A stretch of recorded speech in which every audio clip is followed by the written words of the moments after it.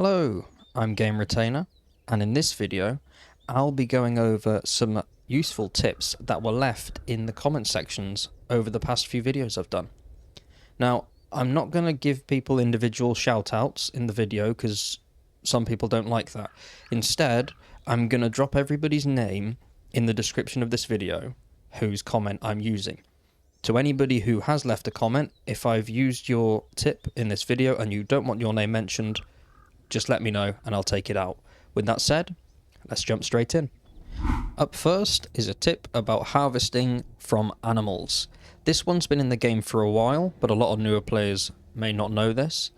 There is an animation when you go and harvest anything from an animal, and while it's not the longest animation, it can be a bit annoying. So instead, if you just hit directly above, so you're not looking at the animal, that number shouldn't appear there of the animal's, I wouldn't say health bar because it's dead, but whatever you want to call that bar, and you hit just above and then look down, as you can see, as opposed to that animation there, I'm getting stuff up a bit quicker. So once again, that's the normal one, that's looking away. From what I was able to see, you get the same amount of food and goodies regardless to which of the animations it goes through, so it makes no difference. It's particularly handy if you're visiting a place that has lots of animals that you want to slaughter and cook up. Up next is a handy little way to clear some space on your toolbar. This is more of a beginner, newer player tip, but nonetheless still very useful. When you're in the position to be able to craft a impact driver, mod it with everything that you would normally put on your axes to get more wood, to do more damage to iron, stone and dirt and what have you. And that way you won't need to carry an axe and a pick and all that with you, because this will do the job. To demonstrate, if I power attack this sedan, it does not take long. I do have I have maxed out, I can show you, I have maxed out salvage operations, but the commenter did say that level 3 works pretty good at taking apart cars. If you use a wrench or anything else, it will take a bit longer, and then obviously using a pickaxe is going to take longer in an axe, but this works all round. If I go and head to a door and start breaking it, let's see, these are quite strong, so obviously that's not going to do a lot of damage. That did some, that did a little bit, and then this one, even just doing the normal, it does the job pretty quickly. This is great for saving a couple of extra slots when you're out looting, because this can be your all-in-one tool, aside from, obviously, when you're mining. Engines used to be quite hard to get, or quite rare to get, in 7 Days to Die. As time's gone on, it's a lot easier to get engines than it was way back then.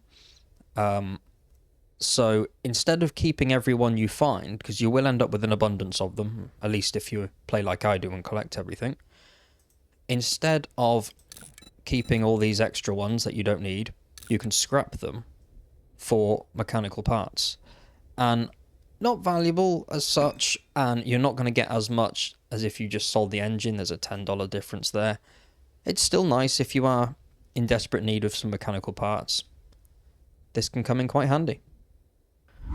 Up next is something that I didn't know.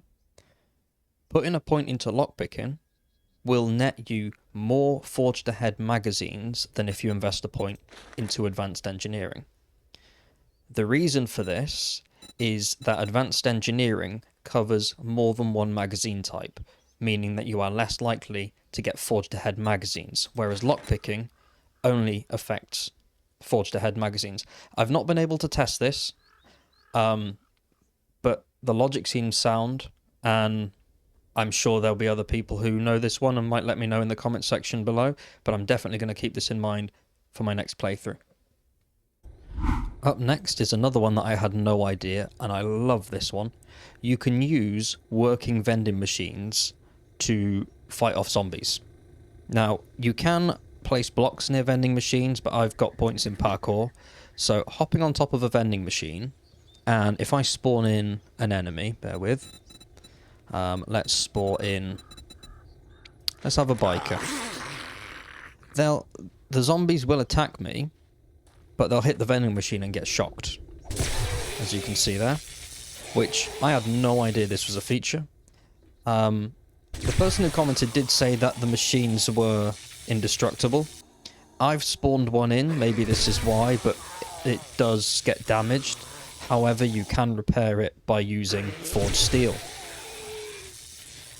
This is such an entertaining one to use. It's not good for lots of zombies. If I spawn in, let's bring in more bikers, then they will climb on top of each other and end up being able to hit me, and they'll break this pretty quickly. But that said, this is a really fun little thing that I had no idea existed, and I'm definitely going to incorporate this into some builds in the future. Finishing off, I've got a tip about vultures. Trying to break your arm to complete that challenge is a real pain to do. However, I did mention in a previous video that vultures, their attacks have a higher chance of breaking your arm. What I didn't know is that a lot of them will fly around, but according to one comment, if I get injured, I don't know to what point, then vultures are more likely to come and attack. Now, ideally, in a normal playthrough, you're not going to want vultures to attack you. However, when you're trying to complete that challenge of getting 10 broken arms, you do want them to attack you. So, I can see them circling now. Oh, it does work, look at that. It came down for me. So, if you're injured, they'll come and attack you. This can be quite good for getting some of those challenges done, not just the broken arm, but as you can see, infections and all sorts of good stuff.